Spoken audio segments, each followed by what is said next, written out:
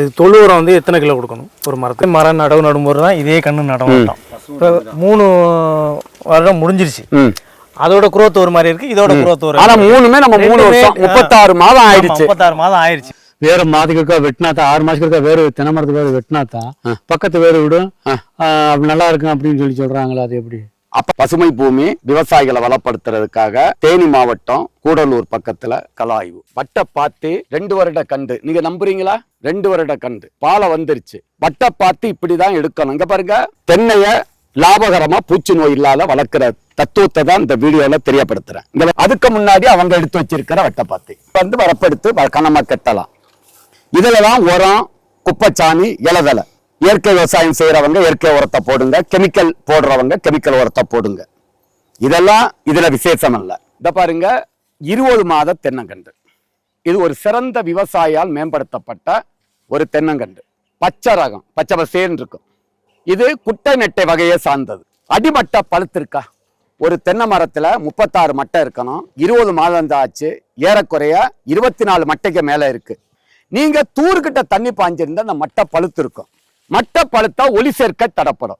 ஒளி சேர்க்க தடப்பட்டா பாலை வாரது 2 வருஷத்துல வாரது 5 வருஷம் ஆயிரும். நாட்டு ரகமா இருந்தாலும் 2.5-3 வருஷத்துல பாலை வரும். அப்ப ஒட்டுக்கண்ணு 18வது மாதமே பாலை வரும். அப்ப இனி தென்னை விவசாயிகள் தயவு செய்து காணொளி வாயிலாக இனிமேல் தூருக்கிட்ட தண்ணி பாய்க்காதுங்க. உங்க தென்னை மரத்துல ஒரு மட்டை 3 வருஷம் வரைக்கும் பழுக்காம இருந்தா தென்னை மரம் 2.5 வருஷத்துல காய்ப்பு வரும். எந்த ரகமா இருந்தாலும் காய்ப்பு வரும். இவர்ஸ் இது சிரஞ்சி 1. இதை நடவு செய்து ஏறக்குறைய 3 மாதத்துக்கு மேற்பட்ட கண்டு.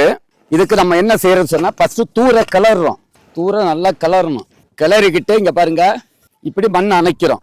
பாக்குறதுக்கு அழகா இருக்கணும். இங்க பாருங்க, தண்ணி வெளியில எல்லாம் விடணும். 2 அடிக்கு வெளில, உள்ள தண்ணி பெருக விடாது. இங்க பாருங்க ஐயா, இந்த பள்ளம் இருக்கணும். இதெல்லாம் உரம் எல்லாம் இங்க போடுங்க. 10 to 20 கிலோ காஞ்ச குப்பைச்சாணி, ஆட்டுப்புழுக்க. நல்லா வேகமா வளர்றதுக்கு 1/4 கிலோ ஜிப்சம், 1/4 கிலோ DAP 18க்கு 46. எண்ணெய் எடுக்காத வேப்பம் புண்ணாக்கு 1/4 கிலோ. எண்ணெய் எடுக்காத வேப்பம் புண்ணாக்கு 1/4 கிலோ. பூம்பும் பூச 10 கிராம். பெட்ரா குருண மருந்து 100 கிராம். வேஸ்டுகள் எல்லாம் பிடிக்கி உள்ள போடுங்க. இது உரம். இதை 3 மாதத்துக்கு ஒருக்கா கண்டினியூ பண்ணணும். 3 மாதத்துக்கு ஒருக்கா கண்டினியூ பண்ணணும். அடுத்து மருந்து ஒவ்வொரு மாதமும் மூடுனா குருத்தல்கள் வந்துடும். அதனாலதான் குருத்தல்கள் வாரது. இதை மூடக்கூடாது. இது வெயில் படணும். இதுல வெயில் பட்டுச்சுன்னா குருத்தல்கள் எதுவுமே வராது. மருந்து வந்து 1 லிட்டர் தண்ணிக்கு 4 ml மோனோசில் ஒவ்வொரு மாதமும் ஸ்ப்ரே பண்ணணும். குருத்திலையும் ஊத்தலாம் ஐயா சொன்ன மாதிரி. அப்படிதான் ஊத்தணும் ஐயா. இப்ப நம்ம 1 லிட்டர் தண்ணிக்கு 4 ml Monocil, 2 gram COC copper oxychloride blue copper, வேப்பெண்ணெய் 2 ml. இத டெக் போர் 4 ml 1 லிட்டருக்கு. ஒரு கண்ணுக்கு 1/2 லிட்டர் 1 லிட்டர் வரைக்கும் ஊத்தலாம். இல்லாட்டி ஸ்ப்ரே பண்ணுங்க. ஒவ்வொரு லிட்டர் வச்சு ஊத்தலாம். ஊத்துறது நல்லது. அப்ப குருத்தோலியா ஊத்துங்க ஐயா. 1 லிட்டர் வச்சு ஊத்துங்க. இப்படியே ஊத்தணும். இதுதான் வட்டை பார்த்து. இதை மூடக்கூடாது. இதை அப்படியே மெயின்டைன் பண்ணணும். ஏன்னா இந்த குட்டை ரகம் 2-2.5 வருஷத்துல காய்ப்பு வர வேண்டியது. இப்ப இதை 3 மாத கண்டை நம்ம பார்த்துட்டோம். அடுத்து 6 மாத கண்டுக்கு எப்படி உரம் வைக்கிறதுன்னு பார்க்க போறோம். மருந்த ஒவ்வொரு மாதமும் ஐயா சொன்ன மாதிரி குருத்தொலியா ஊத்தலாம், ஸ்ப்ரே பண்ணவும். குருத்தொலியா ஊத்துறது நல்லது. தண்ணி இங்கதான் பாயணும். கவுண்டர்ல தான் தண்ணி பாயணும். பாயணும். இங்க தண்ணி விடக்கூடாது. வேர்கள் வெளியில வரணும். அப்பதான் இது வேகமா வளருவாங்க. இப்ப இது 3 மாத வளர்ச்சி கம்மியா தான் இருக்கு. இப்ப விவாஸ் என்ன பண்றது சொன்னா, காஞ்ச வாழை தண்டு சருகா இருக்கிறோம்.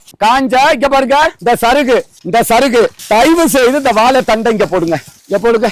இதுக்கு மேல ஆட்டுப்புழுக்க, காஞ்ச சாணி ஒரு 20 to 30 கிலோ எல்லாம் உள்ள போட்டாச்சா. DAP 1/2 கிலோ, பூம்பு பூசா 10 கிராம், எண்ணெய் எடுக்காத வேப்பம் புண்ணாக்கு 1/4 கிலோ, ஜிப்சம் 1/2 கிலோ, வேப்பம் புண்ணாக்கு 1/4 kilo, magnesium sulphate 100 gram, phorate குருண மருந்து பெட்ரா 50 to 100 கிராம். அதுக்கு மெக்னீசியம் சல்பேட் 50 கிராம் போட்டுக்கிறது. அதுக்கு இதுதான் ஐயா.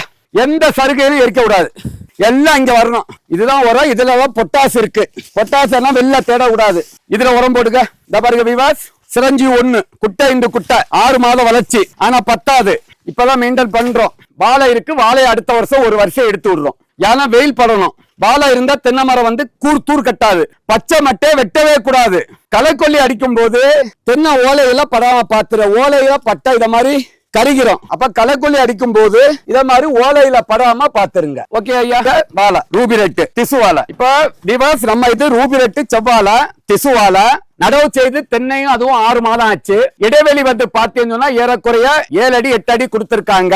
6 மாதம். இங்க பாருங்க கித்து 1 அடி 2 அடி 3 அடி 4 அடி இருக்கு. கண்டிப்பா இந்த தார் ஒரு 30 கிலோ குறையாம வரும். 50 ரூபா வச்சாலே 1500 ரூபா. இதுல இந்த வாழைக்கு அவங்க எல்லாமே சொட்டு நீர் பாசனத்துல உரம் கொடுக்கறாங்க. மண்ணு அணைச்சிருக்காங்க. மண்ணு இங்க பாருங்க மேடா இருக்கு பாருங்க. கீங்கட்டைகளை கட் பண்ணி விடுறாங்க பாருங்க. அந்த கீங்கட்டையெல்லாம் நம்ம இப்ப உரமா மாத்துறோம். இதை எரிக்க கூடாது. அடுத்து இது மண் அணைக்கும் போது 3வது மாதம் வந்து டிஏபி, அம்மோனியம் சல்பேட்டு, குப்பை சாணி இதெல்லாம் கொடுத்துருக்காங்க. இன்னும் இது 2 மாதத்துல 8வது மாதம் கெட்டிக்கார வாழை 8வது மாதம் தார் வந்துடும். அங்கிட்டு 3 மாதம். 1 வருஷத்துல லாபகரமான ஊடு பயிர் 1 வருஷம் தான் போடணும். அதுக்கப்புறம் சூரிய ஒளி தென்னங்கண்ணுக்கு படுற மாதிரி இங்க பாருங்க. நிழல்ல தென்னங்கண்ணு இருந்தா தென்னங்கண்ணு வளராது. பூச்சி நோய்கள் தாக்க ஆரம்பிச்சிடும். அப்ப ஐயா என்ன சொல்றாங்கன்னு சொன்னா இடையில இருக்கிற 1 வருஷம் எடுத்து விட்டுருங்க. இது எல்லாம் உரம். வாழை தண்டு சருகு இன்னும் இது 6 மாதத்துல ஒரு இத மாதிரி இன்னும் 2 மடங்கு வளர்ந்துரும். 6 மாதத்துல 10 மட்டை வரணும். இப்படி செய்யணும். இதுல எது டவுட் இருக்கு ஐயா? இதுல வண்டு வர இதுக்கு மருந்து அதேதான். சிஓசி, மோனோவோட்டபாஸ், டெக் போரு, வேப்பண்ண மருந்து அதேதான். குருத்தோலியா 1 லிட்டர் வச்சு ஊத்துறாலும் சரி, ஸ்ப்ரே பண்ணாலும் சரி. ஆனா ஐடியா இதுதான். குப்பை சாணி இதுக்கு மேலதான் போடணும், உரத்தை இதுக்கு மேலதான் போடணும். அந்த குழிய மூடக்கூடாது, தண்ணி அங்க போக கூடாது. 1 வருஷம் ஆனது வட்ட பாத்தி அடுத்து இங்க எடுக்கணும். 2வது வருஷம் இங்க எடுக்கணும். ஆமா, வாழைய காலி பண்ணி வாழைய இதுக்கு உரமா மாத்தணும். வாழைய இதுக்கு உரம். இன்னும் 5 வருஷத்துக்கு பிறகு இதுல பாக்கு, ஜாதிக்காய், மிளகு, கோகோ, இதுல ஆட்டு பண்ணை இருக்கு, மாட்டு பண்ணை இருக்கு, கோழி பண்ணை இருக்கு. பார்டர்ல தேக்கு மரம் நட்டிருக்காங்க. ஒரு அருமையான வெல் ப்ரொஃபஷனலைஸ்டு உணவே மருந்து, மருந்தே உணவு. ஒரு செடி வளரணும் அப்படின்னா 16 வகையான ஊட்டச்சத்துக்கள் தேவை. அவை என்னவென்றால் நுண்ணூட்டச்சத்துக்கள், பேரூட்டச்சத்துக்கள், கனிம ஊட்டச்சத்துக்கள், வளர்ச்சி ஊக்கிகள் போன்றவை ஆகும். இவை எல்லாம் உள்ளடக்கியதே நமது பசுமை பூமியின் கற்பக ஆர்கானிக் கலப்பு உரம். இதில் எலும்பு மச்சை, மீன் உரம், வேப்பம் புண்ணாக்கு, கடலை புண்ணாக்கு, கடல் பாசி, humic acid, fulvic acid, bio potash, கோடியேறு, அக்ரிலைம், ஆமணக்கு புண்ணாக்கு, இயற்கை முறையில் பேரூட்டச்சத்துக்கள், 2ஆம் நிலை சத்துக்கள், பயிர் வளர்ச்சி ஊக்கிகள், அஸ்கார்பிக் ஆசிட், அமினோ அமிலம், தாதுப்புக்கள் போன்ற ஆர்கானிக் சத்துக்களை மட்டுமே உள்ளடக்கியது.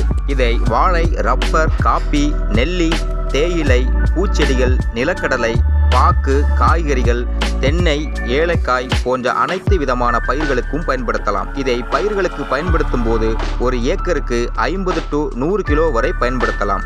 தென்னைக்கு 1 வருடத்திற்கு 5 கிலோவாக 4 தடவை பிரித்து கொடுக்க வேண்டும்.